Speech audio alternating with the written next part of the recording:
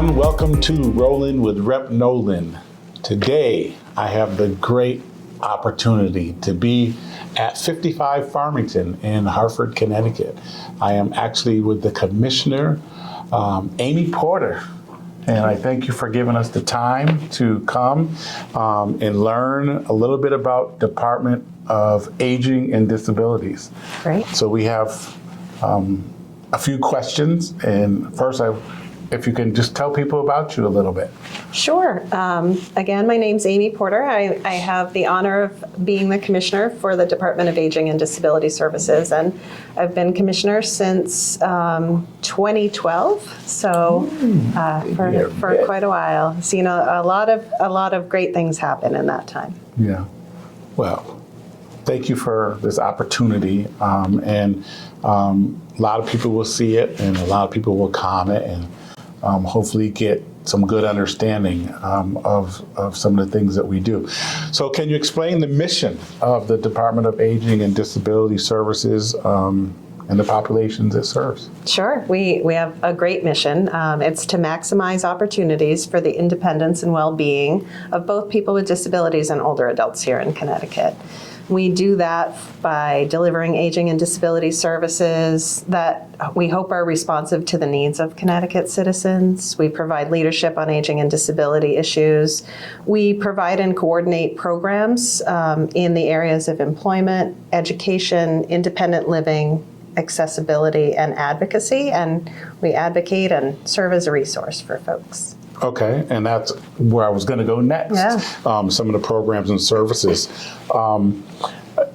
Where would they look for these programs and services? How would they be able to find out what is available? Yeah, we, well, hopefully by watching this podcast, they'll get an idea.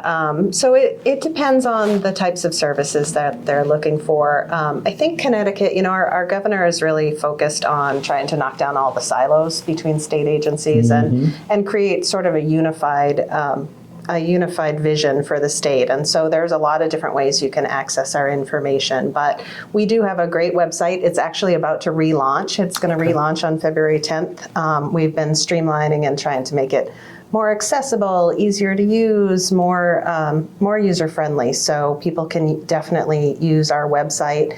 They can call our main number, which is 860-424-5055, and talk to somebody here. And lots of times people just don't know exactly what they're looking for. So they call, we try to help navigate and get them to the right programs. Okay. Can you briefly talk about some of your services, your programs? Sure. As I said before, they fall sort of in 5 buckets. We have employment, education, advocacy, accessibility, and independent living. So employment, many of the programs are for people with disabilities. We have 2 vocational rehabilitation programs, and their job is really to help people prepare for, enter, obtain, advance in employment. And so really that's geared toward people with disabilities where something's getting in the way of them going to work. We also have a senior community employment program for older workers. We have an employment program for folks who get injured on the job through workers' compensation. Okay. So those are some of our employment programs. We also have a program for blind entrepreneurs who might want to do a cafeteria or vending route. So we have options there. Education, we help students with disabilities through what we call a pre-employment transition program. So we work with the schools, really help them understand leadership skills and get some access to peer mentoring, really get introduced to the world of work and set those expectations high. We also have teachers who work with students who are blind or visually impaired, help the teachers in the classroom adapt their curriculum to make sure that it's fully accessible. We have a long-term care ombudsman program as part of our aging services, and they work with folks who live in skilled nursing facilities or assisted living, really to help protect their rights. And we have a lot of aging programs that we provide in partnership with our area agencies on aging and our disability services in partnership through lots of different partners, including our Centers for Independent Living. So. Sure. Lots going on. There's a lot going on there. Yeah. So people do have an opportunity to take part in quite a few different programs that you got. That's Exactly. great. So, so what protections are in place to prevent elder abuse, neglect, exploitation, and how can people report these concerns? Because that's something that has been going on with scams, and some of our seniors just don't know. Yeah. Aren't those scams awful? And they target everybody, right? Yeah. They're awful. The actors that are just every day calling people.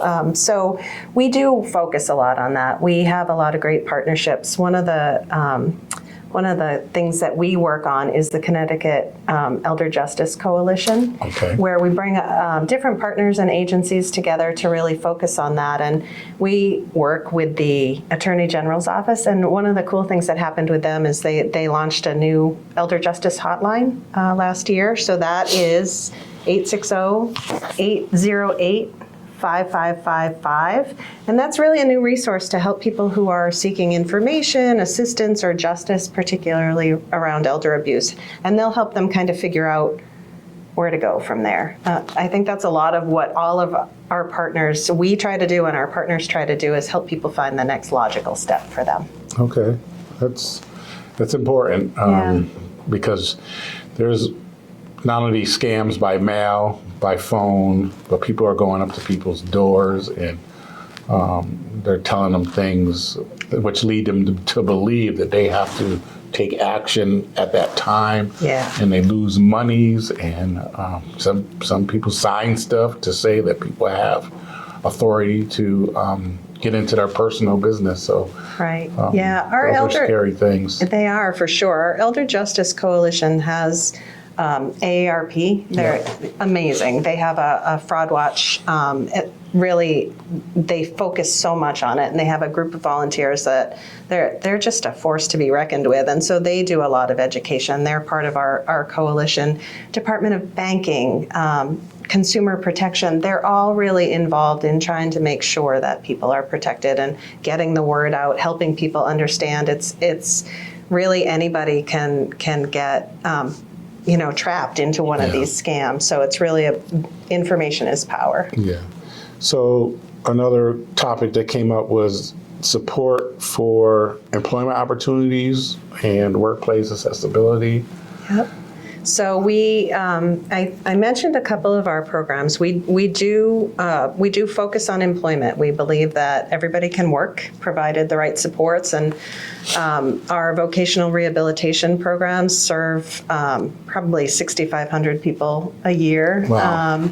And really help people, as I said, they help people prepare for employment, enter maybe their first job, or maybe advance in a job that they already have, or maybe something's changed and they need either with their disability or something's changed in the environment and they need to come back to us and get some additional support. So we can help work with the individual, we can work with the employer. We see both as a customer of ours to make sure that people have the right fit in employment. That's good to hear. So family caregivers, Yeah. There's a lot of talk about families that care for their aging or disabled loved ones. So what can you share about that? We have a lot of questions about people who take care of their family members. Yeah, we do have a couple of programs in partnership with the area agencies on aging, which are throughout the state. We have 5 of them throughout the state. So we have a National Family Caregiver Support Program that offers things like short-term respite, home safety modifications, personal emergency response systems, and also connecting caregivers with support groups so they have someone to talk with. We also have a respite care program that helps individuals with Alzheimer's and other related disorders and their families with a variety of respite care needs.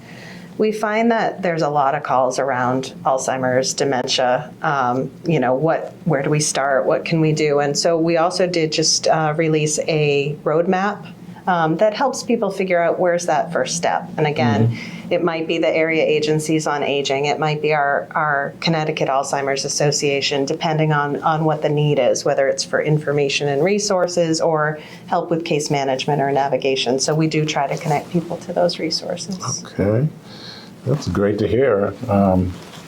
There's a lot of seniors that are having these requests for finding out what families can get from departments like yours. So I think that's advantageous for them to understand and research that, because there are things out there for them. Yeah. So how about your collaboration that you have with organizations, healthcare providers, and advocacy groups that expand services to support things? Yeah. That's a big one. It is. Well, human services is so interconnected. I feel very fortunate. We have great leadership and great direct service providers in our sister agencies in human services here. I think we're a very connected group, closely knit together. So that's a really strong foundation for us. And then we have great partners like some of the ones I've mentioned, like AARP, our area agencies on aging, our centers for independent living, the Alzheimer's Association, and everybody's working toward the same goal of really creating this strong network of services and supports. We don't have every service and every support that every individual needs, but I think together, if we can work together and be creative in our solutions and share information, I feel like Connecticut really does have a lot of supports, and we do our best to make sure that people get connected. Especially sharing. Yeah. Anytime someone can share something that helps with the betterment of our seniors and disabled is important. It just gives more opportunity for them to get the assistance that they might need. So yeah, and that's why I appreciate you coming here today to talk with me, because I think some people know all about our services and other folks have no idea. Yeah. And so hopefully there's some folks that might see the podcast and be like, okay, I didn't realize that was out there, and maybe give us a call or check out our website. Yeah, and raising awareness, especially about the rights and resources available are just great. So can you share any success stories that highlight the impact of your programs? I think you probably get inundated with stuff. So, what can you share for people? Yeah, we have, because we have such a great mission, we have incredible staff, and I feel honored to be able to work with the folks that are on our staff. And this year, there's a lot of chaos happening in our world. So I tried to take the opportunity to do a few grounding experiences. So I was able to do a Meals on Wheels route with one of our area agencies on aging directors, who during the holidays, she knows that some of the volunteers take a break, and so she likes to take the route, and so she invited me to come along. On the route. Wow. And I was like, I hadn't done it since I was in high school, and I was like, this is the best, just to be able to talk with people, connect with people, see how the services are delivered. So there's all different kinds of successes. For me, that was a success. I also went to an employment summit that the Department of Labor and one of our programs, the Bureau of Rehab Services, put on, really targeting youth with disabilities and listening to the young adults and what they've been exposed to and the types of internships they had and how that turned into job opportunities, really grounding experiences about the work that we did. But aside from those, we delivered last year 2 million congregate and home delivered meals through our elderly nutrition program. We assisted about 2,000 caregivers. You asked about caregivers. We process Social Security disability claims, and we processed over 33,000 claims. We served almost 700 people who were blind in our independent living program, and almost 1,000 in our children's services program for students who are blind. And as I mentioned before, we had about 6,500 folks that were served in our vocational rehabilitation program. So lots of success, lots of great things happening, incredible staff, incredible partners. So it's a great agency. 2 million meals? 2 million congregate and home delivered meals, yep. Wow. That's a lot of meals. Yeah. That's great. So final question would be, how does ADS help individuals access assisted technology or adaptive services that improve their quality of life and Yeah, independence? that's a great question. Assistive technology is can be such a game changer for people. We're fortunate that we have the Connecticut Tech Act program as Yep. part of our agency, and they have partners that work with them to do lending libraries, so you can try something before you buy it. They have a low interest loan program for folks with needs in assistive technology. They're able to help people who are looking for assistive technology in work, in school, in community, and they have lots of partners throughout the state. So definitely a huge factor for people with disabilities and older adults in terms of independence. And we're fortunate to have the Tech Act project here. Yeah. Well, I appreciate the time that you've given us to present to our constituents what your agency is about. And I know you guys are out there trying to make sure that there is a betterment. You were over there today with us at a aging committee meeting. It was good to have. It's good to see commissioners come out sometimes versus their staff. Not to say that we don't love the staff, but it's good to see commissioners come out. So thank you very much for being on the show. Thank you. We hope that we can do an update, closer to the middle of the year to let people know about, what you guys have developed or improved in. So thank you for being on Rollin with Nolan, and we will catch you on the next roll. Thank you.